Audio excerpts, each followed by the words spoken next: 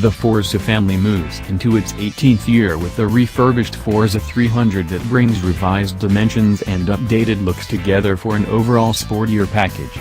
Pilot comfort gets a boost from the new, electrically adjustable windshield, and safety got a buff as well with the addition of the Honda Selectable Torque Control.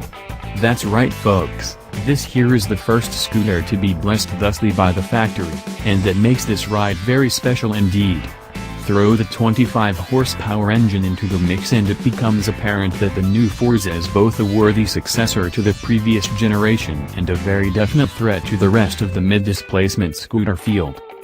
The new Forza displays a sophistication that is rare in scooters, rarer still in the middling displacements.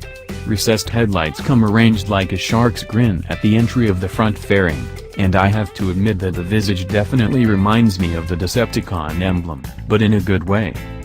As busy as the front end looks, Honda actually did take steps to keep it from getting out of hand, namely with the integrated mirror front turn signal feature that takes advantage of the lofty position of the mirrors for maximum height and visibility. Inside the fairing is a well-laid-out instrument panel that sports 2 round analog clocks for speed and RPM with a host of idiot lights to catch the crucial metrics and a multi-tiered digital display to cover everything else. A voluminous underseat storage space can fit 2 full-face helmets, or carry a respectable amount of groceries or other meaningful cargo. Speaking of meaningful cargo, the passenger seat perches on the upper level of the upward slanted subframe with flip-out foot pegs and JC handles to help keep them aboard, plus the pillion offset creates a nice butt bucket for the pilot. Footboards combine with the fairing lowers to form a proper footwell complete with a highway peg position for those time you'd like to stretch your legs out a bit. Like the front end, the rear comes with angular good looks and recessed lighting that is just as clean going as it was coming. Honda reworked the bones and gave the Forza an all-new underbone chassis that drops 26.45 pounds from the previous gen to keep the overall curb weight down to 401 pounds.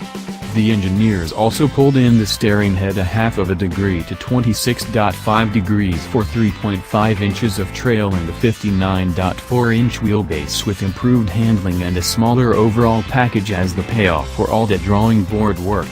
Also, the 7.8-foot turning radius makes the Forza handy and maneuverable in the parking lot, and comes in handy if you need to pull a U-turn. A 4-stroke, liquid-cooled thumper drives the Forza with 25 horsepower at 7,000 revolutions per minute and 20 pounds a grunt at 5,750. Top speed increased up to 80 miles per hour with faster acceleration times courtesy of the reduced weight, and fuel efficiency saw some improvement as well with 72.9 miles per gallon, claimed, which makes it even more suitable as a commuter Art 1799 than its predecessor. It runs a 4-valve, socket and electronic fuel injection system.